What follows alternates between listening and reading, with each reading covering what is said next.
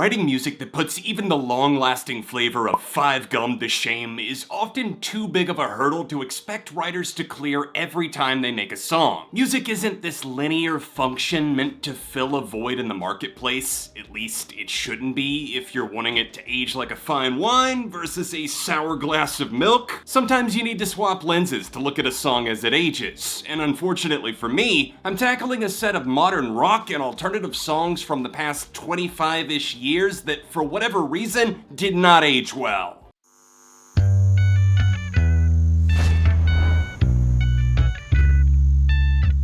It's 7 on Sunday. My name is John from ARTV. First, middle, and last, legally binding, don't look it up, and it's time to brace for impact. The obvious rationale for saying something aged poorly is that a song either chased a trend off the edge of a cliff, or else the lyrics were in some way offensive, creepy, or cheesier than my plate at an Italian restaurant when I refuse to say stop. There's a spectrum to the insanity. I can't just flip a switch that labels everything the same way, so let's collectively take a breath and let the mistakes of the past echo down the halls of time. Also, after you watch this one, be sure to check out the all-genre episodes I've done on songs that haven't aged well. Links are in the description. Get a clue through your fake news and views. Can't all get the bottom of my motherfucking shoe. Kid Rock is like a tick slowly draining the intelligence out of every space he enters. The COVID-19 pandemic was almost instantly politicized, so I guess it shouldn't surprise me how the idiotic backwoods non-believers reared their ugly heads en masse, but the fact that Kid Rock, of all celebrities, wormed his way back to the spotlight with an anti-authority PSA just feels like cruel and unusual punishment. The MAGA crowd went absolutely nuts for this so-called anthem, where a 50-year-old man whines like a bitch without a hint of irony about such huge problems facing America as offended millennials, participation trophies,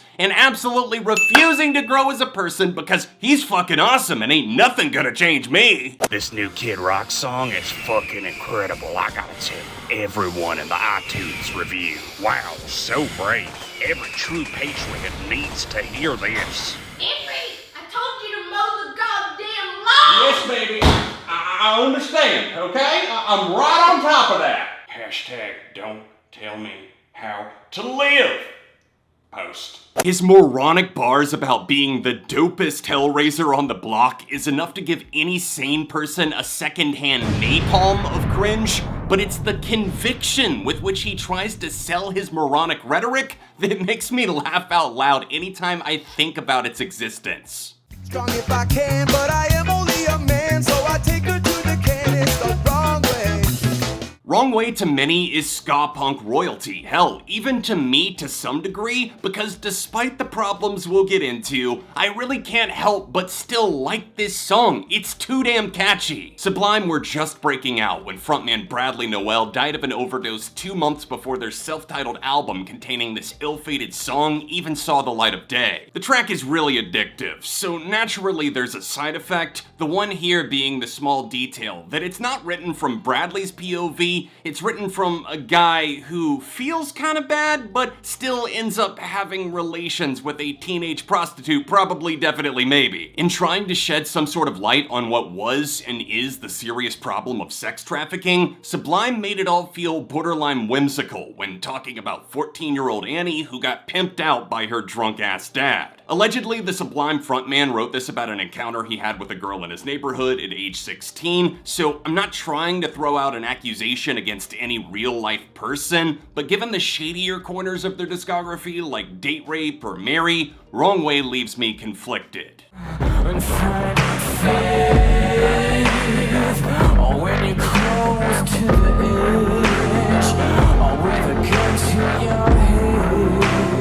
Matthew Bellamy writes lyrics in a very matter-of-fact manner, which is basically a nice way of saying the first single from Muse's Simulation Theory hasn't held up. I tossed in my 2 cents on Dig Down in 2017, calling it a hit that fans would probably really like, even going on to defend it from those who called it mid by the time of its inclusion on the record the following year. Dig Down pulls heavily from the gospel church music Bellamy felt indoctrinated by in his youth, translating this version of faith to a large dose of steadfast positivity that quickly becomes nauseating. Muse had already flirted heavily with electronics, so it's not like this single suffers because it was some radical departure. In fact, it's the opposite. Dig Down is way too similar to already existing moments like Madness. Formulas were being followed closely, and the band failed to deviate from the predictable game plan of overcome authoritative pressure, root song, and electro rock minimalism explode with guitar solo in the final act, making Dig Down one of the most forgettable singles in their growing discography. Wish that I could be like the cool kids, 'cause all the cool kids, they seem to fit in. Songs that instantly annoy you are obvious, like lettuce sticking out of a pearly white smile, but those are sometimes the ones to fear most, since much like gum disease, the problem goes all the way to the root. Cool Kids was the first and, to date, only hit by Echosmith, an indie pop rock band of siblings that stripped the idea of an outcast anthem down to its most basic form. Mainstream listeners ate up the stagnant nothingness of the music, while the young family band understandably failed to connect the dots to anything meaningful in a song that became bigger than anything they could have ever dreamed. Echosmith re-recorded the song in 2022, admittedly to better results, but it doesn't solve the core problem of it all feeling like an annoying younger sibling begging for your attention. I say as if I'm not an only child.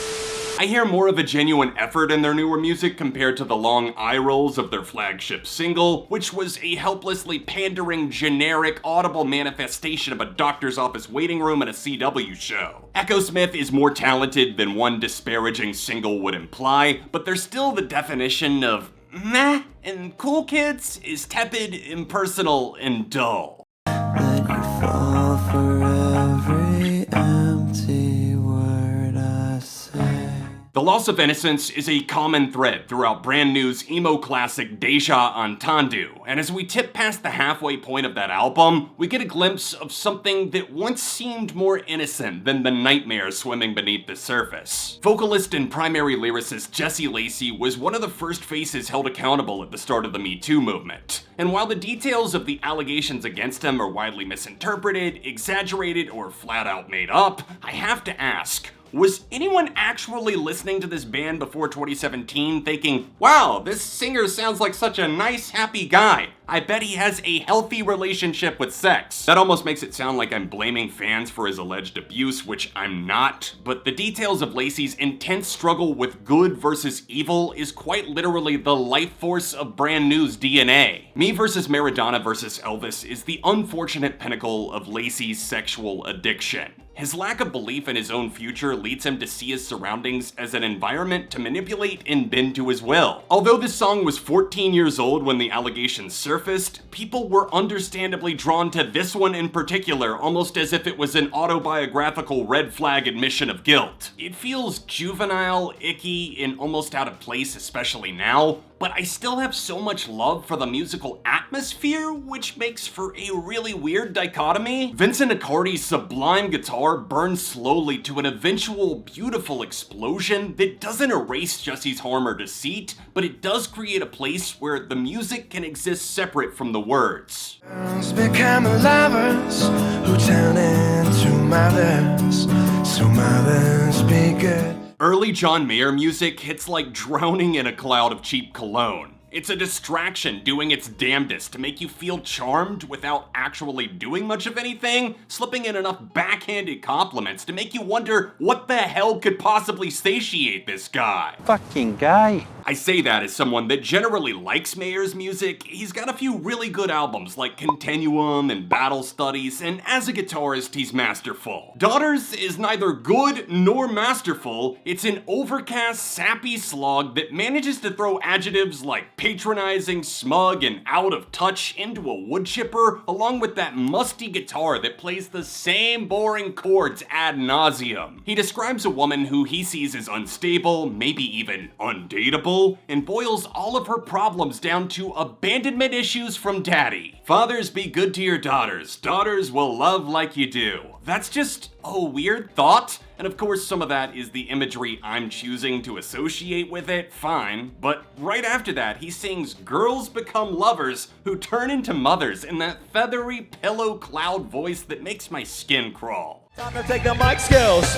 Back to the dentist and buy yourself a new grill. Fuck you you. pumpkin pie, a jack off in your ride. You climb a chutes and ladders while your ego shatters. What do you get when you cross rap battle culture with two broed out bands that redefined what it meant to be a rock star? It's the Family Values Tour in 1998. Nobody, including the band themselves, thinks the Korn Limp Bizkit collab All in the Family was a good idea. They were all drugged out of their minds in the studio with some booze on top to make sure they blacked out, which is the only reasonable explanation for this abomination existing. This sounds like it was written for the end credits of a rejected 90s Texas Chainsaw reboot. Although wait, Jonathan Davis might actually be dope as Leatherface. Somebody pitched that and credit me. Slurs galore, middle school insults. This is a fake diss track featuring a brain cell murdering runtime of 5 minutes. Fred Durst really leans into his aggro douche persona, playing off of Davis's taunts to get the upper hand in the back and forth battle, and when they did it live at the Family Values Tour, Davis decided to throw on an absolutely iconic pink bathrobe because why the fuck not? That's it for this episode. Tap that like button and subscribe for more music content. In fact, you can tap the card above me to keep watching more songs that didn't age well. Also, follow me on Instagram at ARTVJohn, and I'll see you next time.